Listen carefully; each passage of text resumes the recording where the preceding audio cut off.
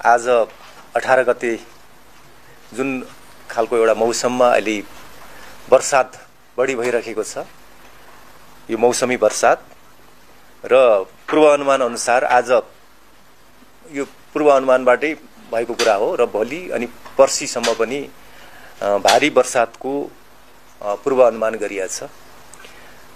जब यो पूर्वानुमान सार्वजनिक भयो, विभिन्न विज्ञहरूले भन्नुभयो, त्यसपछि हामीले 3 दिन अगाडिदेखि नै यसमा चाहिँ अग्रसरता लियौँ। खास गरेर यसमा यो क्षेत्रसँग सम्बन्धित रहनुभएका साथीहरूले सुरुमै मलाई सम्पर्क गरेर ल भारी वर्षा हुने सम्भावना छ, यो सम्बन्धी पूर्व तयारी गर्नु पर्यो, गृह मन्त्रालयलाई क्रियाशील बनाउनु पर्यो, गृह मन्त्रालय मातहतका निकायहरू र अरू एजेन्सीहरूलाई पनि क्रियाशील बनाउनु पर्यो र त्यसको लागि अग्रसरता लिनु पर्यो भन्नुभएको थियो साथीहरूले। सो बमोजिम मैले अग्रसरता लिए, आवश्यक समन्वय गरियो। समन्वय गरिसकेपछि जे कुराहरू वस्तुस्थिति थाहा भयो, त्यसपछि चाहिँ थप त्यसलाई अझै बुझ्नको लागि चाहिँ हामीले कतिपय निरीक्षणहरू पनि गर्यौँ। हाम्रो तयारीको अवस्था के छ, समन्वयको अवस्था के छ भनेर मन्त्रालयबाटै पनि हामीले कार्यक्रम आयोजना गर्यौँ। एउटा जुम मिटिङ गर्यौँ 77 जिल्लाको प्रमुख जिल्ला अधिकारीज्यूहरूलाई राखेर। त्यसपछि हाम्रो सबै सेक्युरिटी एजेन्सीहरू, सुरक्षा बलहरू, नेपाल आर्मी, नेपाल प्रहरी, त्यसपछि सशस्त्र प्रहरी बल नेपाल, राष्ट्रिय अनुसन्धान विभाग, जल तथा मौसम विज्ञान विभाग, विपद व्यवस्थापन प्राधिकरण र मन्त्रालयका विभिन्न अरू महाशाखाहरू र सम्बन्धित अधिकारीहरू सहित बसेर हामीले समीक्षा गर्यौँ। हाम्रो समन्वयलाई हामीले अझै त्यसलाई वस्तुनिष्ठ रूपमा अगाडि बढाउनको लागि जगाउने कामहरू गरियो, अपडेट्सहरू लिने काम गरियो र त्यसबाट निर्देशन पनि भयो। थप चाहिँ यसमा हाम्रो तयारी, पूर्व तयारीहरू अब यसलाई अझै बढाउनु पर्यो भन्ने निर्देशन गरियो। निर्देशन पछिको अवश्य पनि त्यसमा निर्देशन फेरि कार्यान्वयन हुने नहुने भन्ने कुराहरू हुन्छ। अनुगमन, निरन्तर अनुगमन गर्ने यसको मेकानिजमहरू पनि भयो। सबै चाहिँ सक्रिय रहनुभयो र चाहिँ यो निर्देशन अनुगमनको यो चरणमा अहिले छौँ र यसमा यो प्रक्रियामा अहिले विभिन्न स्टेक होल्डर साथीहरू जोडिनु भएको छ। यहाँहरू सबैलाई थाहा छ। अहिले 3 दिनको लागि 18, 19 र 20 को लागि चाहिँ यो लामो दूरीको सवारीहरूलाई अहिले बन्द गरिएको छ। काठमाडौँ प्रवेश गर्ने र काठमाडौँबाट बाहिर जाने सवारीहरूलाई पनि बन्द गरिएको छ। योसँग सम्बन्धित भएर अरू जति पनि अवस्थाहरू आउँछन्, यता सवारी बन्द गर्दा बित्तिकै बिचमा रहेका सवारीहरूको व्यवस्थापन कसरी गर्ने, त्यसमा रहेको यात्रुहरूको व्यवस्थापन कसरी गर्ने, त्यसमा पनि विभिन्न खालका यात्रुहरू हुनुहुन्छ। कोही चाहिँ सुत्केरीको व्यथा लागेको हुनसक्छ, उहाँहरूलाई कसरी सर्भिस दिने, जहाँ हुनुहुन्छ त्यहीँबाट। अरू कतिपय बिरामी हुनुहुन्छ, उहाँहरूलाई सम्बन्धित ठाउँमा कसरी पुर्याउने। कतिपय अवस्थामा अब यो बाहेक अरू राजमार्ग बाहेक अन्त पनि हेलिकप्टरको आवश्यकता हुनसक्छ। त्यो हेलिकप्टर चाहिँ जसरी पनि पुर्याइहाल्ने, हेलिकप्टरको सुविधा पुर्याउने कुराहरूदेखि लिएर अब यात्रुहरू हुनुहुन्छ भने त्यहाँ पनि विभिन्न उमेर समूहका, विभिन्न शारीरिक अवस्थाका हुनुहुन्छ, उहाँहरूलाई पनि व्यवस्थापन कसरी गर्ने। त्यसको लागि यो विपद भनेको यो चाहिँ सबै अन्तर सरकारी एजेन्सीहरू बीचको पनि समन्वयको कामहरू हुन्छ। त्यहाँ संघीय सरकार, प्रदेश सरकार, त्यसपछि विभिन्न सुरक्षा अङ्गहरू सबैको यो आफ्नो विषयवस्तु बन्छ। त्यसपछि जिल्ला तहमा पनि विपद व्यवस्थापन सम्बन्धी त्यहाँ पनि समिति छ। त्यसै गरेर स्थानीय तहमा पनि छ, वडा तहसम्म पनि छ। वडा तहसम्म पनि यसको बजेट र केही स्रोत साधनहरू छ।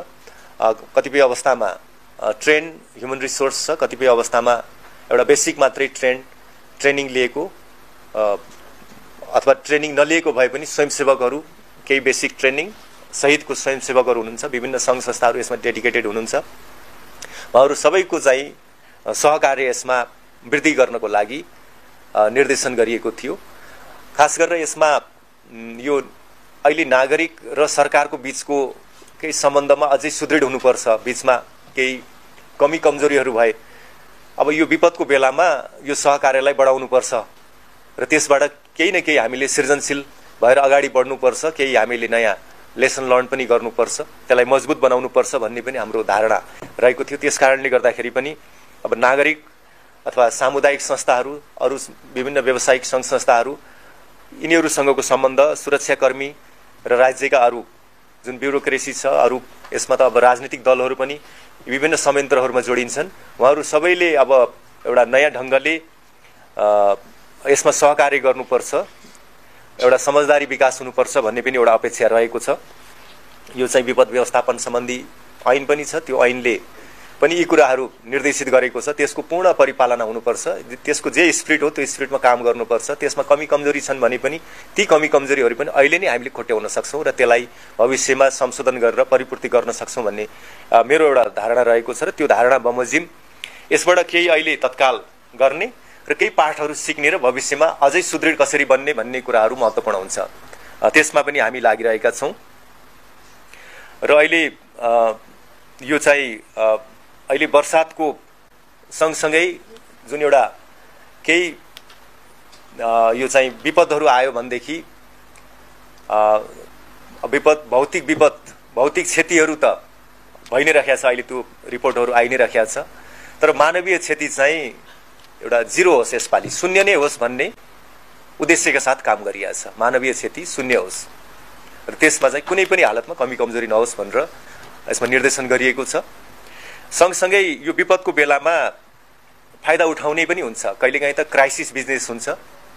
अहिले सुशासनको लागि गठन भएको सरकार हो, त्यसकारणले यो क्राइसिस बिजनेस, यो क्राइसिसको बेलामा अपर्च्युनिटी जसले देखिरहनु भएको छ, खास गरेर नाजायज अपर्च्युनिटी, एउटा सद्भाव राखेर एउटा स्वयंसेवी भएर काम गर्ने, अरू बेलाभन्दा बढी खटेर काम गर्ने, एउटा चाहिँ सन्तुष्टि लिने, इज्जत प्रतिष्ठा बढाउने त्यो अवसर छ, त्यो एउटा जायज कुरा हो।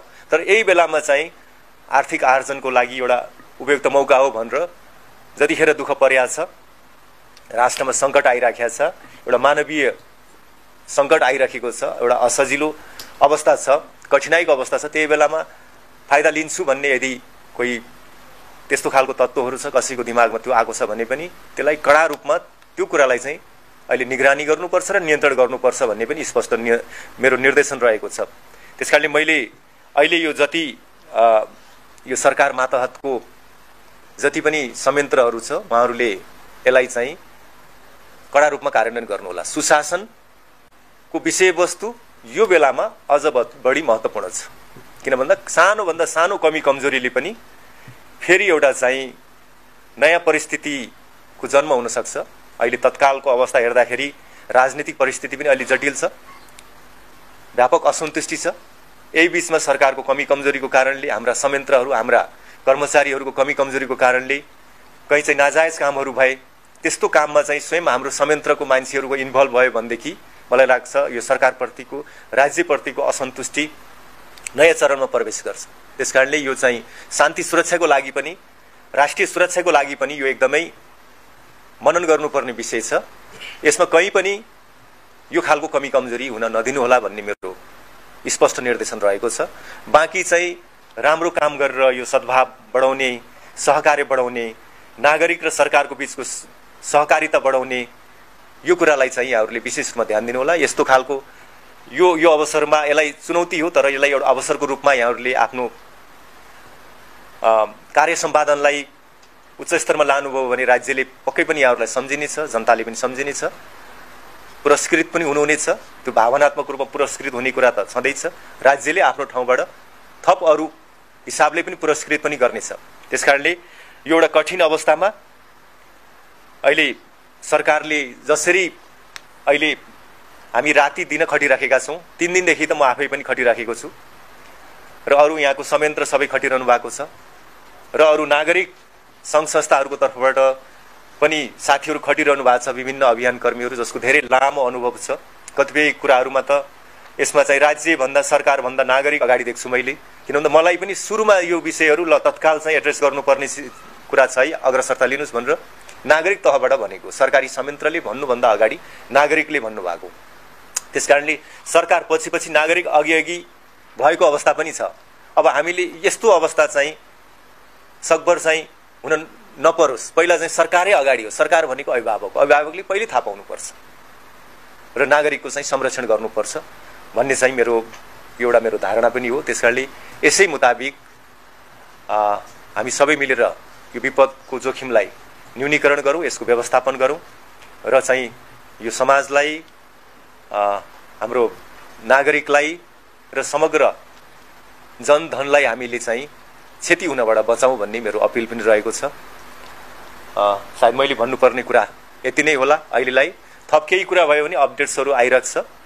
केही यसमा थप समन्वय चाहियो, अरू चाहिँ एजेन्सीहरूको माथिल्लो तहमा कुरा गर्नु पर्यो भनेदेखि म जुनसुकै बेला तयार छु। कतिपय नीतिगत निर्णय लिनुपर्ने छ भने पनि समयमै त्यो कुराहरू हामीले थाहा पाउनु पर्यो र हामीले नीतिगत निर्णय र माथिल्लो तहमा गर्नुपर्ने समन्वयको लागि चाहिँ मैले आफूलाई यसमा 24 घण्टा मैले आफूलाई ओपन राखेको छु। राति निन्द्रामा पनि फोनको घन्टी बज्यो भने पनि म त्यसलाई रेस्पोन्स गर्छु र नागरिकको जीवधनको सुरक्षामा हर हमेशा सरकार तयार छ भन्ने कुराको सन्देश पनि दिन चाहन्छु।